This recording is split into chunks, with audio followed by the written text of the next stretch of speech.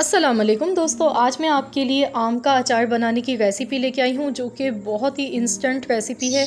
आपको सिर्फ 5 मिनट चाहिए इसको बनाने के लिए और ये मिनटों में अचार बन जाता है। इतना मज़े का बनता है कि आपको देखते ही इसको मुंह में पानी आ रहा होगा। बहुत ही मज़ेदार ये बना है और आप इसे सेव भी कर सकते हैं। तो चलिए हम इसकी रेसिपी देख लेते हैं। बिना धूप लगाए इसको आज हम बनाएंगे मिनटों में फ़ौरन से। तो इसके लिए हमने यहाँ पर कच्चे आम लिए हैं जो कि वज़न में 750 ग्राम है। तो इनको धोकर मैंने खुश्क कर लिया था और अब हम इसकी कटिंग करेंगे। तो इसकी कटिंग चलिए अब हम कर लेते हैं। तो इसके लिए जो ऊपर वाला हिस्सा है ये हम इसका हटा देंगे और इसको हमने छोटे पीसेस में काट लेना है। छोटे पीसेस में हम इसलिए काटेंगे ताकि ये फ़ौरन से तैयार हमें करना है। तो इस तरीके से देखिए हम इसकी कटिंग करेंगे। तो फ्रेंड्स, अगर आप मेरे चैनल पर नए हैं, फ़र्स्ट टाइम मेरी वीडियो को वॉच कर रहे हैं, तो मेरी आपसे रिक्वेस्ट है कि आप मेरे चैनल को सब्सक्राइब कर लीजिए। मैं आप लोगों के लिए डेली रेसिपीज़ लेकर आती हूँ और मेरी कोशिश होती है कि मैं कुछ न्यू आपके लिए बनाकर दिखाऊं जो कि आप लोगों को बहुत ज़्यादा मेरी रेसिपीज़ पसंद भी आती हैं और आप लोगों के बहुत प्यारे कमेंट्स आते हैं मेरे पास। तो मैं आपका बहुत ज़्यादा शुक्रिया अदा करती हूँ कि आप लोग मेरी रेसिपीज़ को इतना ज़्यादा पसंद करते हैं।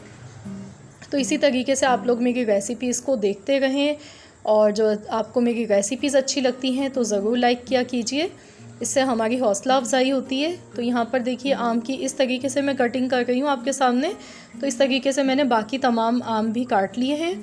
तो अब हम यहाँ पर इसका कुछ मसाला तैयार कर लेते हैं। सबसे पहले 2 चम्मच हम सौंफ डालेंगे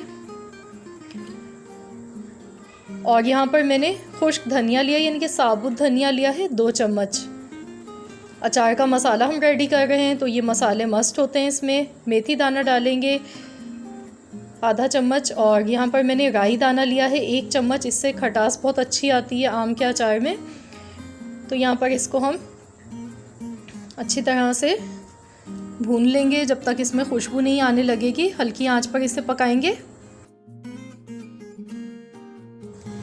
तो यहाँ पर देखिए बहुत प्यारी सी इसमें से खुशबू आने लगी है। तो हम यहाँ पर गैस का फ्लेम कर देते हैं बंद। तो ये मसाला हमारा भुन चुका है।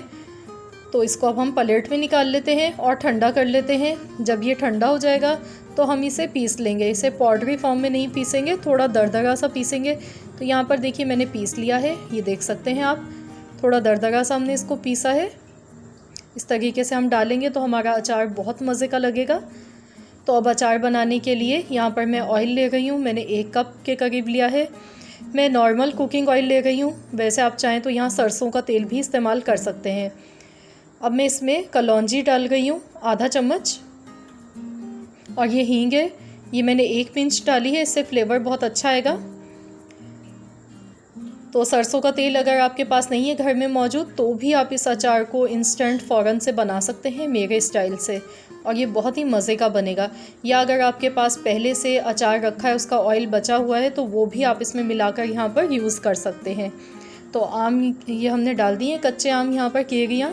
तो इसको ज़्यादा नहीं पकाएंगे हम। अब इसमें हम मसाले फ़ौरन से डालेंगे। तो मैं यहाँ पर सबसे पहले इसमें नमक डाल गई हूँ हस्बे ज़रूरत 1 चम्मच भरकर। हल्दी मैंने डाली है 1 चम्मच और 1 बड़ा चम्मच भर के मैंने यहाँ पर पिसी हुई लाल मिर्चों का पाउडर डाला है। हल्दी इसमें ज़्यादा डलती है, इससे अचार ख़राब नहीं होता है और अचार का कलर भी बहुत प्यारा सा आता है। तो यहाँ इसको हम मिक्स कर लेंगे और साथ ही में जो मसाले हमने पीस कर रखे थे तो वो भी हम इसमें डाल देते हैं ताकि ऑयल में बहुत अच्छा फ्लेवर आए इसका पकने के बाद। तो ये मसाला हम पूरा डाल देंगे इसमें और इसको मिक्स कर लेंगे। तो यहाँ पर इसको हमने मैक्सिमम 2 से 3 मिनट ही पकाना है, ज़्यादा नहीं पकाना है, वरना आम जो है वो नरम पड़ जाएंगे ज़्यादा तो वो अच्छे नहीं लगेंगे। तो यहाँ पर देखिए इसे मिक्स करने के बाद 2 मिनट लगे हैं पकाते हुए और आप इसकी शक्ल देख सकते हैं, इसका कलर कितना प्यारा सा आ चुका है।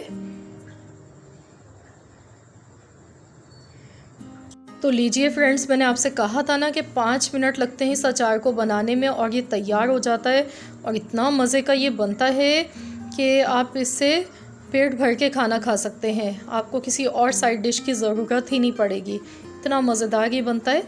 तो यहाँ पर देखिए मैंने इसे डिश आउट कर रही हूँ।